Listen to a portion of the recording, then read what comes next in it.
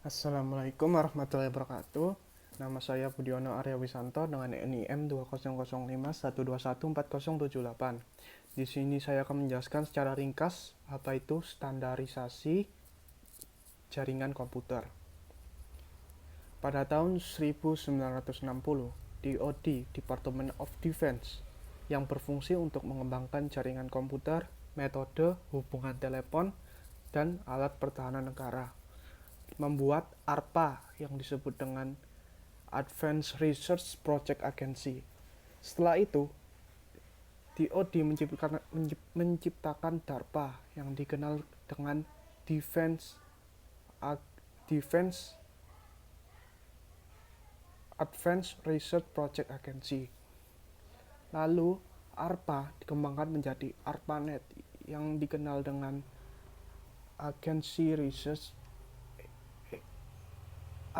Research Project Agency Network, lalu dikembangkan untuk penunjang TCP atau IP. Referensi model OSI atau Open System Interconnection. Yang pertama ada upper layer. Upper layer terdiri dari application, presentation, dan session.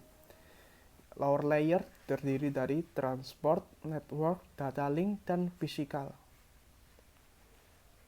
Application layer, interface yang berfungsi sebagai penghubung antara user dan komputer.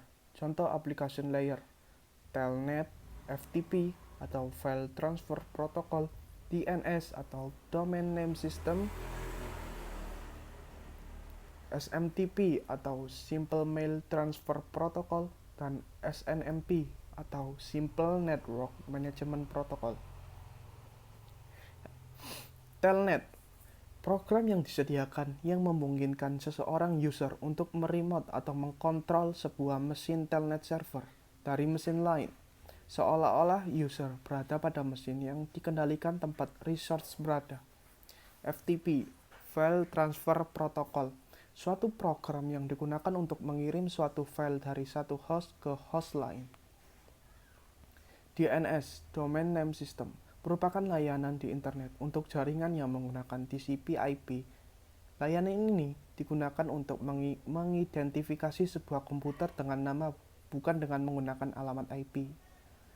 SMTP, Simple Mail Transfer Protocol, merupakan sebuah protokol yang berfungsi untuk pengiriman email. SNMP, Simple Network Management Protocol, sebuah protokol standar suatu industri yang digunakan untuk memantau atau memonitor dan mengelola berbagai perangkat di jaringan internet.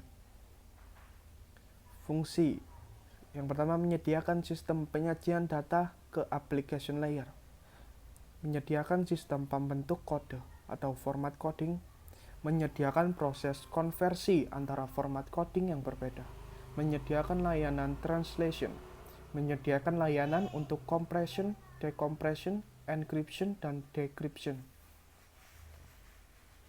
Beberapa contoh aplikasi yang bekerja ada PICT, TIFF, GPIG, MIDI, MPEG, QuickTime, ABCD, IC, dan ASCII. Format data untuk informasi dalam bentuk teks. Fungsi layer ini, yang pertama, mengkoordinasi jalannya komunikasi antar sistem, melakukan proses pembentukan, pengelolaan, dan pemutusan session antar sistem aplikasi, mengendalikan dialog antar device atau node. Beberapa protokol yang bekerja. Yang pertama, Remote Procedure Call atau RPC, protokol yang menyediakan mekanisme klien atau server pada sistem operasi Windows NT. Struktur Query Language (SQL) digunakan IBM untuk mempermudah user untuk mendefinisikan kebutuhan-kebutuhan informasi yang terdapat pada sistem lokal atau remote.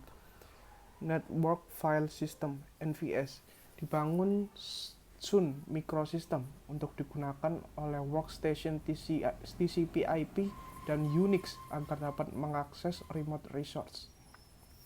Beberapa protokol yang bekerja: X Windows, Protokol yang menyediakan sistem klien atau server pada sistem operasi yang berbasis Unix.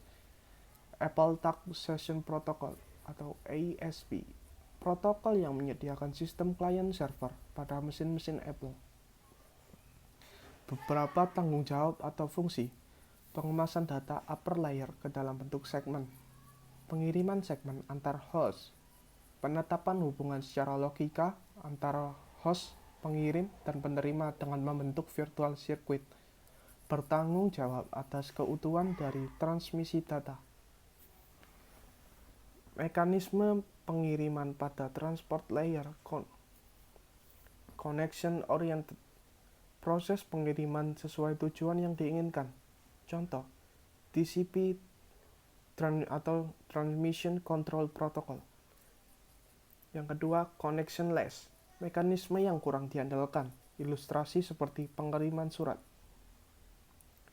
Sekian dari penjelasan saya. Terima kasih.